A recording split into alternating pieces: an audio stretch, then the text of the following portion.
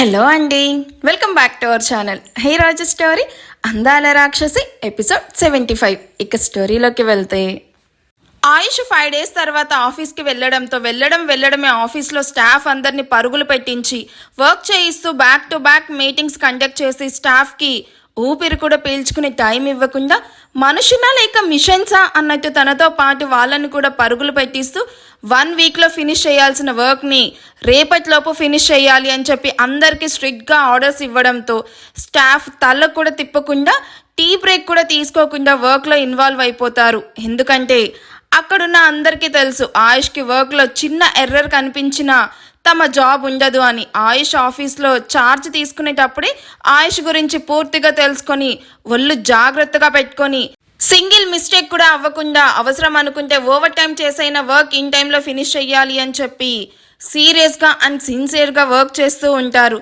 స్టాఫ్తో meeting అవ్వగానే తన క్యాబిన్కి వెళ్ళిన ఆయుష్ పెండింగ్ ఫైల్స్ మీద సైన్ చేస్తూనే తన పిఏను పిలిచి call to Vizag branch manager అని సీరియస్గా చెప్పి తన వర్క్ కంటిన్యూ చేస్తూ ఉంటాడు.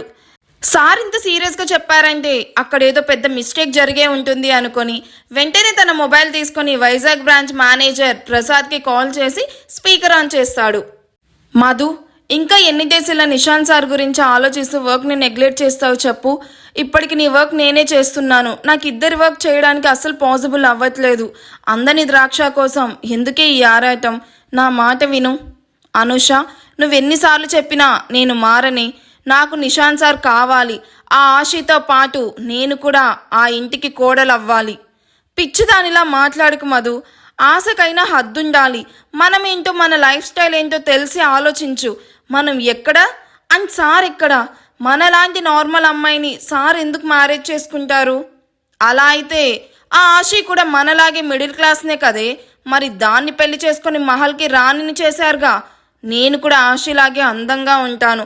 అలాంటప్పుడు నేనెందుకు కాంప్రమైజ్ అవ్వాలి? దానికి దక్కిన అదృష్టం నాకు కూడా దక్కాలి. నువ్వు నన్ను నసపెట్టకుండా వీలైతే హెల్ప్ చేయి, లేకపోతే నన్ను ఇలా వదిలేసాయి. నీకు చెప్పి నాకే చిరాకు వస్తుంది మధు. నాకు తెలిసింది చెప్తున్నాను. నిశాంత్ సార్ ఈ బ్రాంచ్కి రావట్లేదంట. హైదరాబాద్లోనే ఉంటున్నారంట. అక్కడే మరో బ్రాంచ్ ఓపెన్ చేస్తున్నారు. ఈ బ్రాంచ్ను కృష్ణదేవ్ సార్ చూసుకుంటున్నారట. మన కొలీగ్స్ మార్నింగ్ క్యాంటీన్లో మాట్లాడుకుంటూ ఉంటే నేను విన్నాను. చూడు మధు, అదృష్టం అనేది అందరికీ రాదు. ఎవరికో వచ్చిందని మనం అసూయ ద్వేషాలు పెంచుకొని మనలో మనమే రగిలిపోవడం తప్ప దానివల్ల మనం ఇంకా డౌన్ అవుతాం తప్ప ముందుకు వెళ్ళలేము. ఇంత చెప్పినా నువ్వు మారకపోతే నీ ఇష్టం. నేను కూడా ఇందులో నీకు ఇంకా హెల్ప్ చేయాలని అనుకోవడం లేదు. నాకు నా ఫ్యూచర్ ఇంపార్టెంట్ అని సీరియస్గా చెప్పి అనూష తన సిస్టమ్ దగ్గరికి వెళ్ళిపోతుంది. మధు అనూష వైపు పెదవి విరిచి చూస్తూ ఉండు. నిశాంత్ సార్తో లవ్ యూ అని చెప్పించుకొని నీతో నువ్వే గ్రేట్ మధు అనిపించుకుంటాను అనుకొని తప్పక విసుగ్గానే వర్క్ స్టార్ట్ చేస్తుంది.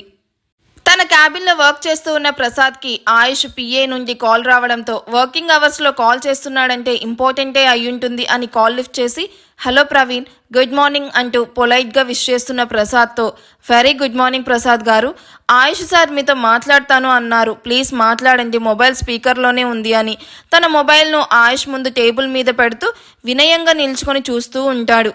ఆయుష్ సార్ నాతో మాట్లాడాలా? ఏమై ఉంటుంది అని కంగారు పడుతూనే గుడ్ మార్నింగ్ సార్ అంటూ ఆయుష్తో మాట్లాడడానికి నుదిటిన చెమట పడుతూ ఉంటే తుడుచుకుంటూ విష్ చేస్తాడు. It's not good morning mister Prasad. అసలు అక్కడ ఏం జరుగుతుంది? స్టాఫ్ వర్క్ చేస్తున్నారా లేక వర్క్ చేస్తున్నట్టు యాక్ట్ చేస్తున్నారా అని చూడాల్సిన బాధ్యత నీకు లేదా? ఇన్ టైంలో వర్క్ ఫినిష్ అవ్వకపోతే నువ్వు ఓవర్ టైం చేసి మరీ వర్క్ ఫినిష్ చేయడం కాదు, ఇన్ టైంలో ఎందుకు వర్క్ ఫినిష్ అవ్వట్లేదు అని చెప్పి థింక్ చెయ్యాలి. ఆ మాత్రం సెన్స్ కూడా లేకుండా పోయిందా నీకు? సార్, ఇక్కడ అందరూ వర్క్ చేస్తున్నారు. అలా టైంపాస్ చేసే పర్సన్స్ ఇక్కడ ఎవరూ లేరు అని వణుకుతూ ఉన్న స్వరంతో మెల్లగా చెప్తాడు. ఆహా, ఈజ్ ఇట్? వెయిట్ అంటూ నీకు వీడియో సెండ్ చేశాను, ఒకసారి అది చూడు. నేను లైన్లోనే ఉంటాను అని మొబైల్ని హోల్డ్లో పెట్టేసి చెక్స్ మీద సైన్ చేస్తూ ఉంటాడు. ఏముంది ఈ వీడియోలో అని చూసిన ప్రసాద్కి ఆఫీస్ అవర్స్లో మధు వర్క్ చేయకుండా అనుషతో మాట్లాడుతూ ఉండడం, తను వర్క్ చేయకుండా మానేయడంతో పాటు అనుష వర్క్ని కూడా డిస్టర్బ్ చేయడం కనిపించడంతో హో గాడ్ అని తల పట్టుకుంటాడు. ఆయుష్ తిరిగి ఆన్ హోల్డ్ చేస్తూ ఏంటి మేనేజర్, చూసావా వీడియో?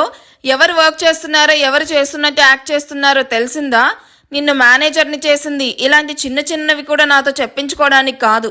నువ్వు చాలా సిన్సియర్ ఎంప్లాయీ అన్న ఒక్క విషయంతో నిన్ను డిస్మిస్ చేయకుండా వదిలేస్తున్నాను. Don't repeat it again. First call that girl అంటూ ఫేస్ టైం ఆన్ చేస్తాడు.